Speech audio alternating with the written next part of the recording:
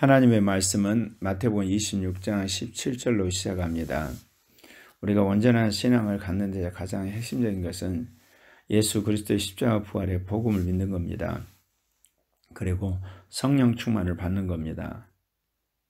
그리고 주의 말씀을 온전하게 선포하고 그리스도의 공동체를 이룬 교회에 소속하는 겁니다. 그리고 이제 중요한 것이 성령 안에서 공동체를 위한, 그리고 그리스도가 우리에게 주신 성경을 올바로 해석해서 자기의 신앙의 표준으로 삼는 것입니다. 성경과 그리스도의 관계에 있어서 올바른 관점을 갖는 것이 무엇보다 신앙생활에 중요한데, 인간은 그리스도를 따라 지음받았기 때문에 아담과 하와가 타락했을 때 그리스도께서는 인간 구원의 계획을 말씀하셨고, 그 구원 계획을 위해서 선지자를 세우셨습니다. 그건 다름 아니라 참 미련하고 우둔한 인간이 그리스도의 구속 계획을 알고 예비하도록 구약 성경을 쓰게 하신 거죠. 그러니까 초림주 예수 그리스도는 구약의 구속을 위한 모든 예언과 약속을 성취하러 오신 거죠. 그리고 이제 예수님이 십자가에 죽고 부활하심으로 인류를 위한 구원과 만물을 위한 구속의 모든 것들을 완수하시고 당신이 이제 하늘나라로 가셨는데, 그때 모든 사람들에게 성령을 주시게 된 그 말씀을 실현시키십니다. 그래서 신약의 사도들을 세워서 이제 주님께서 재림하셔서 그 모든 걸 이루실 신약의 여러 가지 말씀들과 또한 약속을 하시죠. 그러니까 재림주는 구약에서 종말에 대해서 예언한 모든 말씀들과 약속들, 그리고 신약에서 사도들을 통해서 앞으로 일어날 여러 가지 선교 사업이나 또는 영적인 마지막 종말의 그런 이야기들, 그것을 모두 이루시려고 오시는 겁니다. 그러므로 우리가 성령을 받았을 때 무엇보다도 우리가 삶 속에서 우리 자신을 돌아보며 변화시켜야 될 것이 성경에 대한 관점이요, 또한 성경을 통해서 우리에게 말씀하신 초림주와 재림주에 대한 이해입니다. 특별히 이제 예수님이 예루살렘에 올라가셔서 이제 제자들과 더불어서 유월절을 지키겠다고 하시면서 주님이 이제 그 고난의 한 주간을 지내는데, 오늘 말씀은 무교절에 제자들과 함께 음식을 잡수시는 그런 이렇게 장면입니다. 무교절 첫날에 제자들이 예수께 나와서 이르되 유월절 음식 잡수실 것을 우리가 어디서 준비하기를 원하니까, 제자들이 이제 예수님이 무교절을 지킬 것을 알기 때문에 어디서 이 음식 잡수실 걸 준비할까요? 그렇게 묻죠. 그때 이제 주님이 이때도 성령의 인도를 받아서 제자들에게 대언을 하죠. 성한 아무에게나 가서 선생님 말씀이 내 때가 가까웠으니 내 제자들과 함께 유월절을 내 집에 지키겠다 하라. 예수님이 이스라엘 백성들에게 있어서 선풍적인 인기를 끌고 있었고, 예수님의 그 하신 일들을 그 당시에 이스라엘 백성들이 다 알고 있었습니다. 그렇기 때문에 제자들과 함께 내가 가서 이 무교절 음식을 먹을 걸 말씀드리라. 그러면 허락할 거란 거죠. 그러니까 제자들이 예수님이 시키신 대로 유월절을 준비하러 갑니다. 그래서 저물 때 이제 예수님과 12 제자가 함께 앉아 있는데 주님이 그렇게 이야기를 하시죠. 내가 진실로 너희에게 이르노니 너희 중 한 사람이 나를 팔리라 하시니, 참 놀라운 사실은 예수님이 3년 반 제자 훈련을 했었는데 한 사람을 변화시키지 못했다는 겁니다. 여기서 이제 우리가 알 수 있는 것은, 우리가 제자 훈련을 하는 것은 하나님께서 택한 사람을 제자 훈련하는 겁니다. 내 일제기의 성경에 예언되기를 예수님과 함께 했던, 그러니까 나와 함께 그르되 손을 넣은 그가 나를 팔리라는 그 주님의 그 예언이 이미 구약에 기록되어 있어요. 그렇기 때문에 예수님이 이 땅에 하나님 나라의 복음을 전하고 이 구속 사역을 하러 오셨지만, 당신은 아버지 뜻대로 그 모든 걸 순종해서 그 사역을 감당하셨던 거죠. 일제기의 구약에 예언된 것처럼 예수님이 데리고 있는 제자 중 한 명이 예수님을 판다고 하는 그 예언, 그 예언대로 이제 예수님 일생 가운데 그 일이 이루어지는 겁니다. 그렇기 때문에 예수님도 아버지께서 하신 그 말씀 그대로 그를 받아서 그렇게 이야기한 거예요. 너희 중 한 사람이 나를 팔이라. 이게 제자 중 한 사람을 예수님도 어찌할 수 없었던 거예요. 그 예언에 따라서 12제자 중 한 명이 예수님을 이제 배신하게 되는 거죠. 그러면 여러분은 그런 생각을 할까요? 일찍이 하나님이 그것을 아시고 그런 사람을 예수님 제자가 되지 않게 하도록 역사를 하셨으면 어떻게 할 것인가? 여러분 그렇게 생각할 줄 모르지만 이미 하나님께서 구약시대에 이 땅에 메시아를 보냈는데 그 메시아가 자신이 양육한 제자를 통해서 밀고를 당하고 그래서 죽임을 당한다는 그런 하나님의 뜻을 작정을 하신 겁니다. 그 일이 이제 예수님이 예루살렘에 올라가셔서 이제 구체적으로 이루어지게 되는 거죠. 그들이 몹시 근심하여 각각 여짜오되 주여 나는 아니죠. 대답하여 이르시되 나와 함께 그러되 손을 넣는 그가 나를 팔리라. 그러니까 예수님의 제자에 여러 그룹이 있잖아요. 3명 그룹이 있고 12명 그룹이 있고 70인 그룹이 있고 나중에 500명 그룹이 있는데 이런 그룹들 가운데 특별히 12명이 3년 반 동안 예수님과 함께 선교여행을 다녔는데 그 그룹 가운데 한 사람이 예수님을 판다는 거죠. 인자는 자기에 대하여 기록된 대로 가거니와 인자를 파는 그 사람에는 화가 있으리로다. 그 사람은 차라리 태어나지 아니하였더라면 제게 좋을 뻔하였느니라. 제가 성령 받기 전에 진보적인 기독교 단체에서 기독학생 운동을 했다고 했지 않습니까? 그럴 때는 제가 성경을 온전히 믿지를 않았어요. 성경 가운데 특별히 사회개혁에 관심이 있었기 때문에 선지자의 메시지 또는 이 땅에 오신 예수님의 사회개혁에 대한 그런 메시지나 신약에서도 공동체에 대한 그런 내용을 주로 믿었지 나머지 것들은 믿지를 않았죠.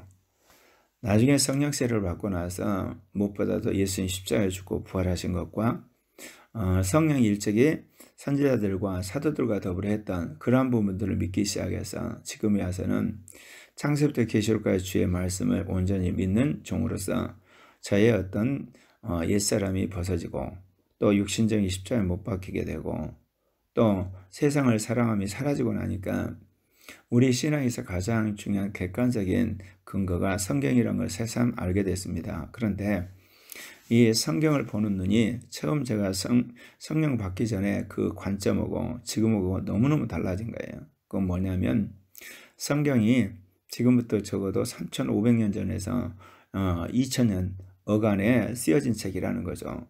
그렇기 때문에 성령의 인도하심을 따라서 이 문화적인 껍질을 벗겨야 돼요. 그래서 영원부활하는 하나님의 말씀을 우리가 이해를 하고 그것을 믿고 우리가 그걸 실천하게 될 때 성경의 말씀이 살아있는 말씀으로 우리에게 오는 거죠. 오늘 주님이 뭐라고 이야기합니까? 인자가 구약에 기록된 대로 이제 가게 된다는 거죠. 그런데 제자 중 한 사람이 바로 인자 예수 그리스도를 팔게 된다는 거죠. 그래서 예수님이 하신 이야기가 차라리 태어나지 않았다면 좋을 뻔했다 그랬어요. 그 이야기는 뭐냐? 그가 예수님 제자로 3년 반을 그가 따라다녔고 마지막 예수를 팔게 되는 그런 어떻게 보면 악한 짓을 함으로 두고두고 역사에 기억이 되는 어떻게 보면 배신자의 그 이름이 되고 또한 그리스도 심판대에서 더 나아가서 하나님의 심판대에서 그는 영원한 멸망으로 갈 자 아니겠습니까? 그래서 그 심판의 혹독함을 주님이 차라리 태어나지 아니하였으면 좋을 뻔했다고 그렇게 이야기했다는 겁니다. 이때 예수를 파는 유다가 대답하여 물읍니다. 나피여 나는 아니죠. 대답하시되 너가 말하였도다. 그러니까 찔린 유다가 예수님한테 묻지 않습니까? 그때 예수님이 너다 그렇게 말한 게 아니라 너가 말하였도다. 이 이야기를 훗날 다른 제자들이 해석을 한 거죠. 그러나 그 당시에는 예수님이 유다를 지목해서 했다는 이야기로 생각지는 않았어요. 이런 말이죠. 접니까? 그랬더니 너가 말하였다. 그 이야기는 가룟 유다가 예수님한테 물었을 때 너단 이야기도 될 수 있지만 여기 있는 모든 사람들이 해당하는 이제 그런 식으로 예수님께서 그것을 비유적으로 이야기를 하신 겁니다. 이제 그들이 함께 먹을 때가 왔습니다. 그런데 이 예수님이 제자들과 먹은 잡히기 전에 마지막 날 잡수신 이 만찬, 우리를 오늘날 성만찬이라고 해서 역사적으로 기립니다. 이 마태복음, 마가, 누가복음에서 예수 그리스도의 이 성만찬의 기록이 조금씩 다릅니다. 마태복음에서 이 성만찬을 하는데 무엇보다 예수님이 떡을 가지고 축복하시면서 이것을 받아 먹으라 이야기하죠. 그래서 이거는 내 몸이다 이야기하세요. 그러니까 성만찬에 있어서 먼저 하는 것이 떡을 떼는 거고, 그 다음에 예수님의 피를 나누는 잔을 나누는 거거든요. 자, 이것은 이미 예수 그리스도의 십자가와 피를 믿은, 복음을 믿은 사람들이 그리스도의 공동체에 들어와서 교회의 일원이 되었잖아요. 그 교회에 들어와서 일원이 되는 그것을 확인하는 그런 이게 성찬에 참여하는 거죠. 그래서 받아 먹으라, 이것은 내 몸이다. 교회 안에서 이제 한 공동체가 된 것을 확인하고 그리스도의 몸에 속한 것을 이제 그가 나누는 겁니다.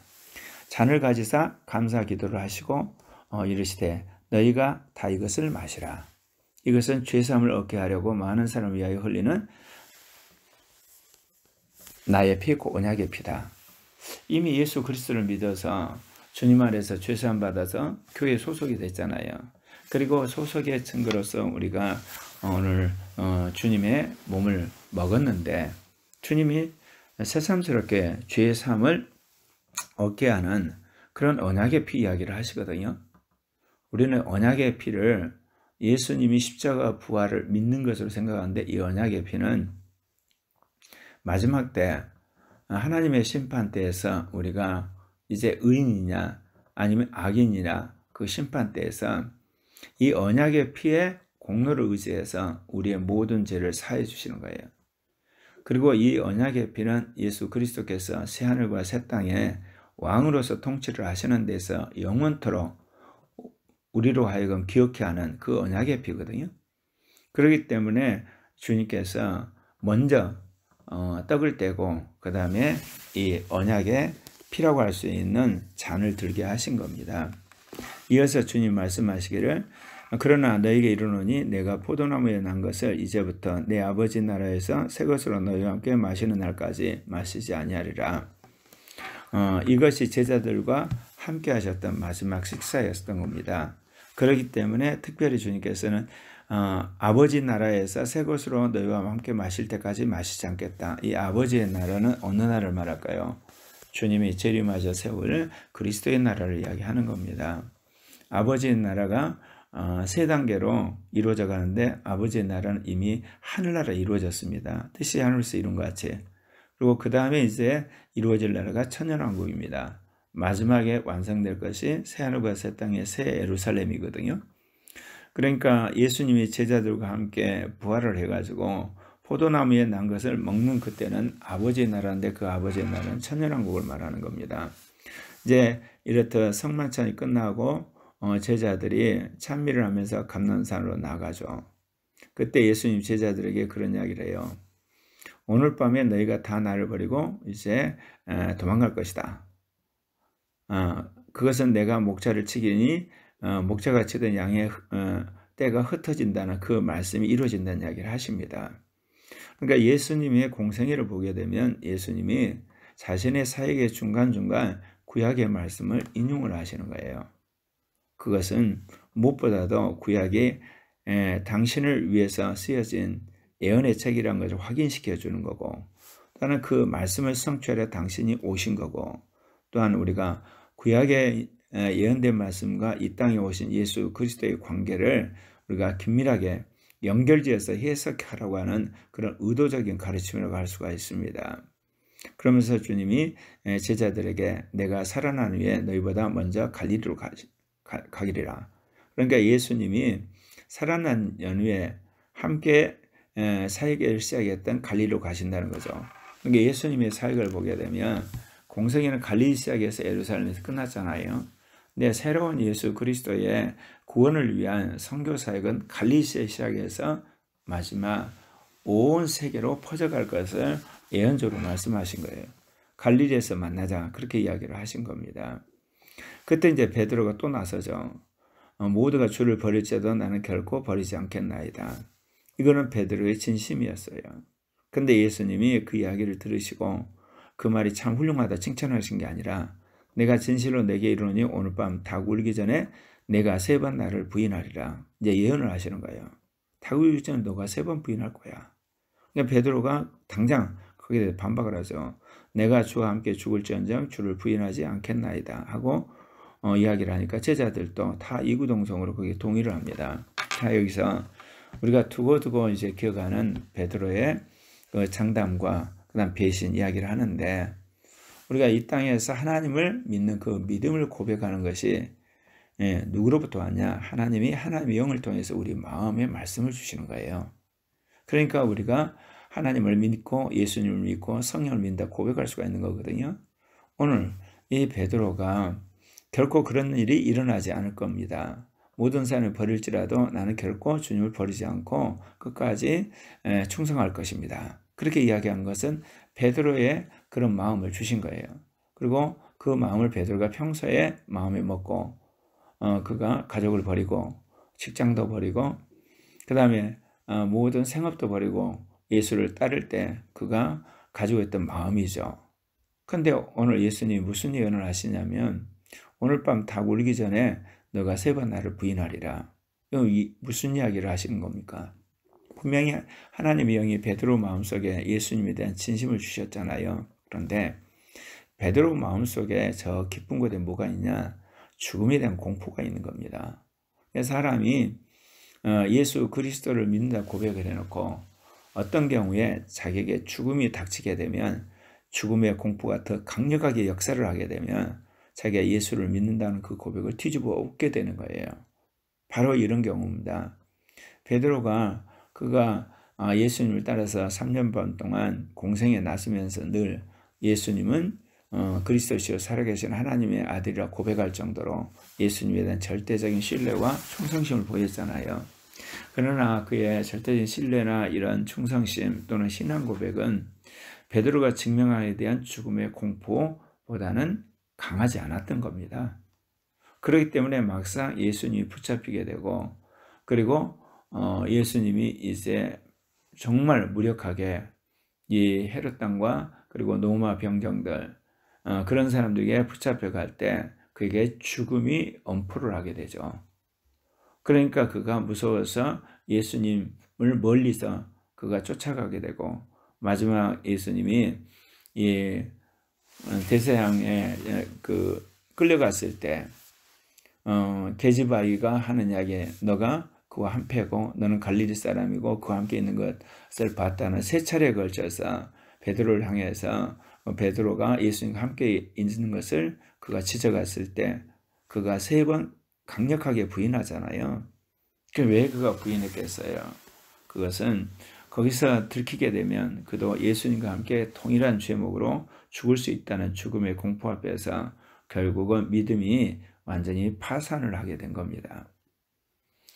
오늘 사는 우리도 마찬가지예요. 예수님은 나의 구주고 나의 하나님이고 나는 예수님을 따라서 정말 죽기를 각오하고 살겠습니다.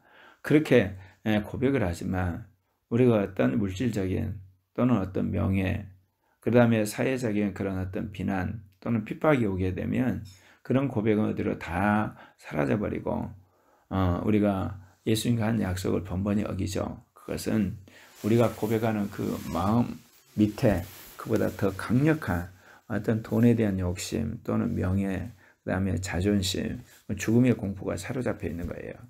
그것이 이제 역사를 하면 우리의 신앙생활에 어떤 그 위기가 오는 거죠. 지금까지 했던 말 다 뒤집어 엎는 어떻게 보면 그 반그리스도적이고 그리고 반신앙적인 그리고 반교회적인 그런 행동을 내가 할 수도 있는 거예요. 그러면 우리가 신앙생활하고 특별히 성령 안에서 성경 말씀을 읽는다는 게 뭐냐? 예수님은 나의 구주 나의 하나님이라 고백하는 내 마음의 상층부에 있는 이 신앙의 고백뿐만 아니라 그 밑에 있는 죽음의 공포라든지 돈에 대한 욕심이라든지 명예라든지 그리고 음란함이라든지 탐욕이라든지 온갖 악한 생각의 덩어리를 우리가 벗어버려야 되는 거예요. 그래서 성경의 말씀이 우리 마음에 깊은 심층 의식까지 들어와야 되거든요. 그러니까 무의식 단계까지 들어와야만, 그리고 그 말씀이 우리를 점령하게 될 때 이제 순교하게 되고 고난을 이기게 되고 어떤 미혹도 이기는 자가 되는 거예요. 그러니까 예수를 처음 믿는 것은 우리의 마음에 어떻게 보면 그 표면적인 거, 그것이 이제 주님 앞에 돌아온 거고, 좀 신앙생활하면 그 안에 잠재의식, 마지막 무의식까지 주님의 말씀이 우리 안에 꽉 차게 될 때 우리가 결단코 주님 앞에 배신하지 않고, 또는 주님을 슬프게 하지 않은 신실하고 충성된, 그리고 거룩한 종이 되는 것입니다.